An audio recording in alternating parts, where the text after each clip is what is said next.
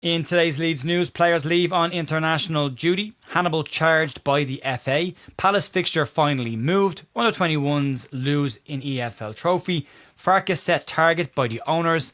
And Wilson move deemed unlikely.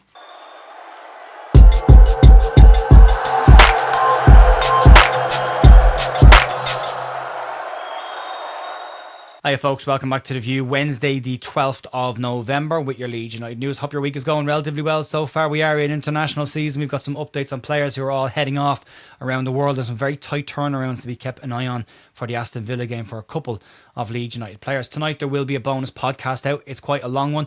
It's a chance to talk to Harvey Marcus, who is the director, maker and editor and everything involved with the Paris 75 documentary that's currently in cinemas in Leeds and hopefully coming to Ireland in the near future as well. We had sat down with him, had a chat about that game in Paris in 1975, why Leeds sing We Are the Champions of Europe, and everything surrounding that game. You can check that out at 7 p.m. tonight. It will be up on the channel and available on audio podcast as well. You can check that out later on. Outside of that, we'll crack off with today's news and we'll start with players leaving on international duty. Leeds United across the senior and under 21 sides will have 14 players away on international duty over the next week and a bit, and some are travelling slightly further than others. And again, as I say, that Aston Villa game and the importance of that Aston Villa game will need to be kept in mind for at least two of Leeds United returning stars, and hopefully the rest of them can come back fully fit and available as well. We'll start off with 21s players, and Sam Chambers has been called up by Scotland.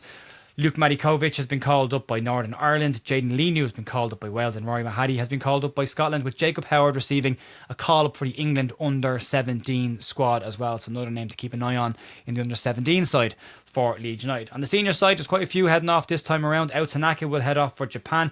Carl Darlow, Ethan Ampadu, Dan James and Joe Rodon will all get in the Welsh minibus and head off for their World Cup qualifiers. Ilya Gruev is back in the Bulgaria squad. Jakub Bial will be off with Slovenia. Brendan Aronson with the US MNT. And Gabby Gudmundsson will be heading off for his World Cup qualifiers with Sweden. Gudmundsson and Bial will come head to head in one of those games as well. But ones to keep an eye on, Brendan Aronson will play on the Wednesday night before the Aston Villa game, so a very tight turnaround for him, while Ao Tanaka plays Tuesday afternoon. A little bit more time, but he is playing in Japan against Bolivia. So yeah, still a lot of travel involved for both of those players. But let's move on and talk about an FA charge.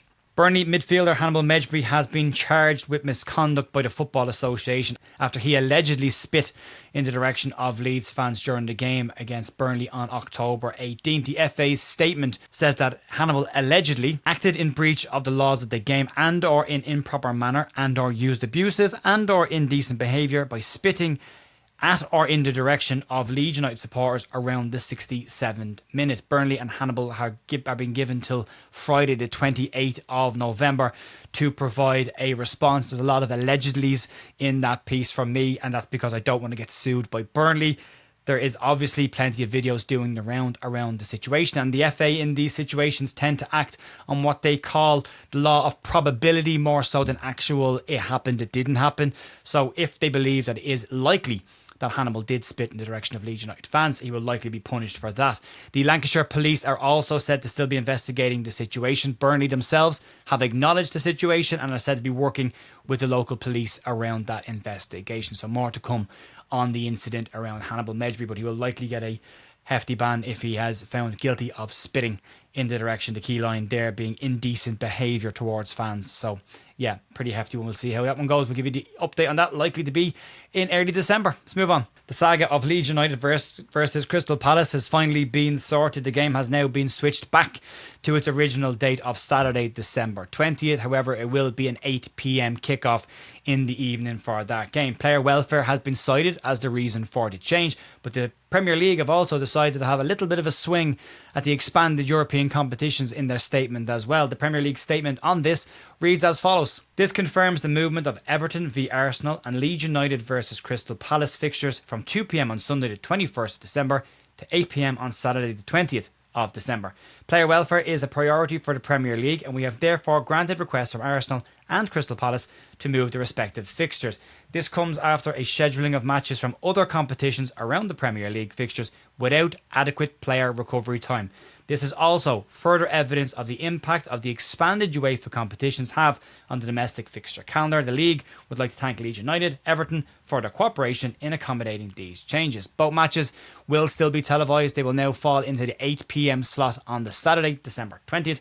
Check them out on TV if you want to. I'm not sure what's more surprising in this statement, the fact that Leeds United have been tanked by the Premier League, or the fact that they've actually gone and moved the games in the first place. But yeah, the European expansion that's where the money is. That's where everyone wants the money. The Premier League can't exactly claim a moral high ground on that one either. That was the whole existence of the Premier League, was clubs looking to make more money as well. And now European competitions are where it is. And that is what it is. They're going to have to find better ways around this and accommodating teams that have got plenty of fixtures. It doesn't really impact Leeds. We've seen that over the last couple of weeks, that Leeds have played sides with limited turnaround and lots of players out injured. Hasn't made a huge amount of difference, but we'll see how we go over the Christmas period. Let's move on. Let's talk about the under-21s EFL trophy game last night. Leeds under-21s put up a hell of a fight last night in their EFL Virtue Trophy against Accrington Stanley.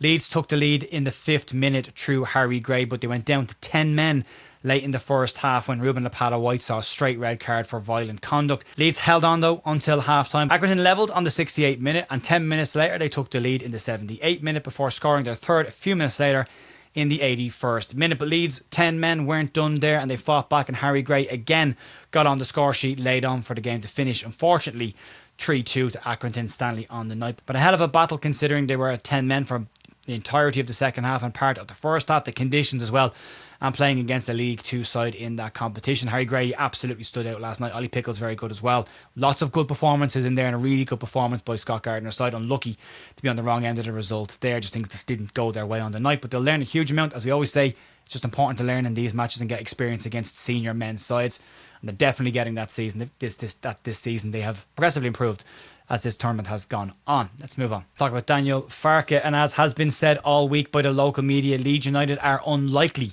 to change their manager at this stage of proceedings. But according to reports coming out today, meetings were held prior to the Nottingham Forest game, and meetings were held late on in Elland Road on Sunday night. But according to reports from the Daily Mail, they say now that the two sources that initially informed them that Daniel Farke would not be sacked have now also informed them that the ownership have set Daniel Farke a target and a time frame using his own metrics. The decision with the run of games coming up for Leeds United has been labelled as the sack being inevitable for Daniel Farke.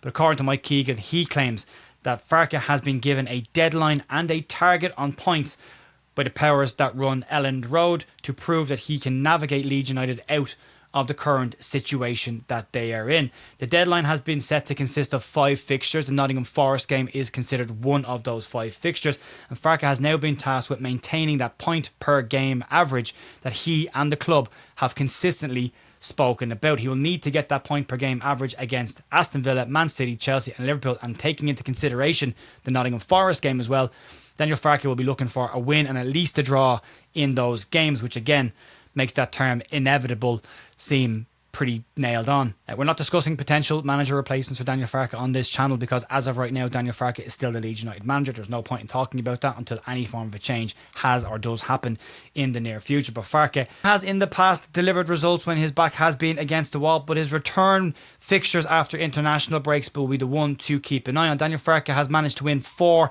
of 9 games straight after international breaks while Leeds United manager. He won 1 in 4 when he was the manager of Borussia Mönchengladbach, and his time at Norwich he won 6 from 14 games straight after an international break. His back, as we say, is very much against the wall right now, and as we keep saying over the last couple of weeks, he will need to change something if he is to change the fortunes of the football team, and if he can't do that, then the ownership will likely change the man in the hot seat to do that for them. So yeah, difficult situation right now. He's not likely to go anywhere for the foreseeable future. He's got that block of 4 games plus the Nottingham Forest potentially to save his job, and Mike Keegan has been relatively accurate when it comes to insider information. There was the Daniel Farke to be let go story that came out before the end of last season, which obviously Leeds were still running for a title at that point. It wasn't received well, and Leeds decided to go against that.